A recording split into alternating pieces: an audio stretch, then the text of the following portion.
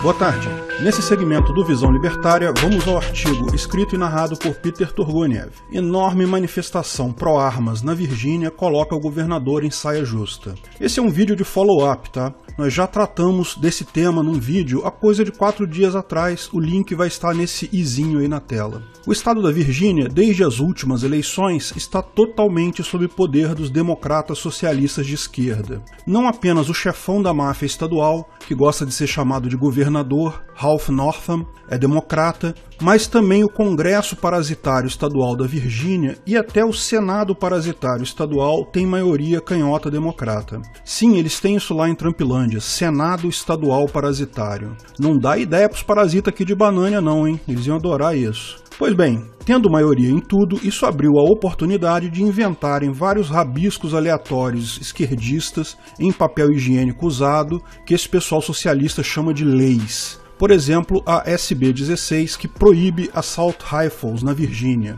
ou armas de assalto, só que ninguém consegue definir exatamente o que isso quer dizer. Por isso, teve um parecer contrário a essa lei em uma comissão jurídica constitucional lá do Senado. Ela ainda poderia ir à votação, tal como aqui em Banânia, lá também algumas comissões são apenas consultivas. O plenário do Senado ainda poderia votar e aprovar o rabisco aleatório da mesma forma. Mas daí o próprio senador, autor da proposta, pediu para retirar ela de pauta, talvez pela pressão dos manifestantes, talvez por medo dela ser aprovada e depois ser derrubada na Suprema Corte Parasitária Estadual ou até na Suprema Corte Parasitária Federal e encerrar o assunto Assault Rifle de uma vez por todas no país todo. Então essa já está fora. Mas as outras 3 leis estão bem próximas de serem promulgadas. Falta votação no plenário do Senado Parasitário Estadual, que é de maioria democrata, e a promulgação em si pelo governador. A SB 22 institui uma política de uma arma por mês, ou seja, a mesma pessoa não pode comprar mais de uma arma num período de 30 dias. A SB 12 institui o chamado Background Check Universal,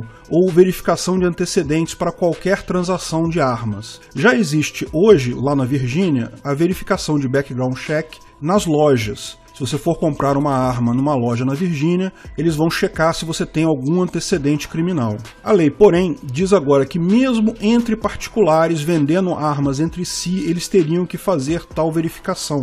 Ou seja, se você anunciar uma arma, quiser vender para o seu vizinho, coisa assim, tem que fazer o background check.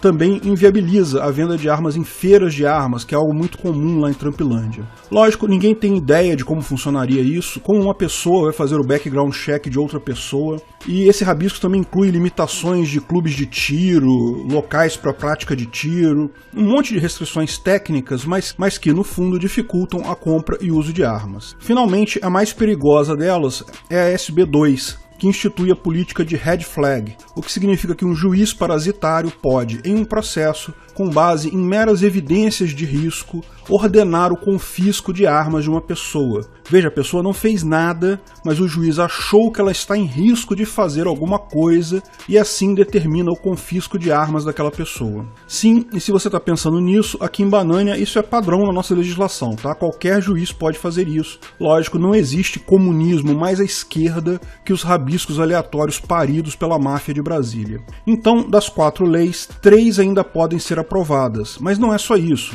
Existem vários outros rabiscos aleatórios em papel higiênico usado, no sentido de limitar direito das pessoas de terem armas, que estão em diferentes estágios do processo legislativo parasitário de lá. Você sabe, parasitas são pessoas muito criativas quando a ideia é podar a sua liberdade. Então, um grupo chamado 2A, Second Amendment, ou Segunda Emenda Constitucional, que é lá na Constituição deles, lá, a emenda que dá o direito a qualquer cidadão de ter e portar armas, montar milícias e coisa e tal, convocou uma enorme manifestação que deixou o governador e esquerdistas em geral apavorados. A manifestação teve uma enorme adesão, vieram manifestantes de vários estados do país, não só de direita, tá? Até grupos antifas de esquerda participaram. Todos concordam que leis que violam a segunda emenda constitucional são um absurdo. A manifestação foi enorme e, mais importante, foi pacífica. O governador declarou estado de emergência, proibiu armas no prédio do Capitólio Estadual, esse prédio branco que você está vendo aí, que é um marco histórico lá, onde foi marcada a manifestação. De fato, dá para ver o pessoal dividido, o pessoal que fazia questão de manter suas armas ficou do lado de fora da cerca, muita gente armada mesmo, com armas pesadas, metralhadoras, rifles de sniper. Quem aceitou deixar suas armas na entrada pôde protestar no prédio do Capitólio em si, mas a manifestação foi enorme na cidade toda. A ideia era mostrar a força do povo pró-armas mesmo, visto que as leis ainda não foram aprovadas nem sancionadas. No momento lá, a imagem é que se o governador sancionar a lei, decreta o fim da carreira dele como político. Pesquisas já mostram que é mais provável republicanos voltarem ao governo da Virgínia a partir dessa eleição agora de 2020. Por isso, foi importante a manifestação ser pacífica. Não é um ato de afronta ainda, porque ainda não foram aprovadas as leis. Ninguém quer começar a violência. Mas, como bem disse um dos líderes da manifestação, essa ação pela garantia dos nossos direitos de usar armas não se encerra aqui hoje. Ela começou aqui hoje. O que vai acontecer com essas leis não se sabe. Os democratas podem bater o pé e aprovar mesmo assim, lógico. Mas vai ser um tiro no próprio pé fazer isso em pleno ano de campanha presidencial e estadual. O mais provável é que deixem as leis paradas na gaveta para o próximo governador. De qualquer forma, 90% dos distritos de Virgínia já se posicionou contra essas leis e criaram leis distritais de santuário da Segunda Emenda, o que dá direito a eles de ignorar leis estaduais contra armas. São os marcados em verde nesse mapa aí, quase todo o estado. Lá em Trumpilândia a divisão é diferente, né? O estado é dividido em distritos, não em municípios como é aqui em Banânia. E os distritos, por sua vez, apenas em áreas urbanas podem ter municípios. Então, abaixo do estado, o nível seguinte lá é de distrito. Ou seja, o governo estadual vai comprar briga com os governos distritais, com a maioria deles. Pior, tem um movimento de muitos distritos lá, quase 40% da área do estado, que quer se emancipar da Virgínia e aderir à Virgínia do Oeste, West Virginia. Isso é algo sem precedentes, nunca aconteceu antes, mas em tese é viável juridicamente lá. Pouco provável que aconteça, mas demonstra claramente a força do movimento pró-armas lá. Enfim, se essas leis passarem, o estado vai ficar em tumulto por muito tempo. A própria polícia está dividida. Tem muitos delegados que falam abertamente que não vão cumprir esses rabiscos aleatórios se forem aprovados. Não vou aplicar lei inconstitucional, diz um delegado em uma convenção lá. Enfim, se o governador sancionar essas leis, vai estar se metendo numa enrascada e vai jogar o estado todo numa confusão de briga por poder sem precedentes. Isso não quer dizer que ele não vai fazer isso. Lembra, tem eleição esse ano na Virgínia,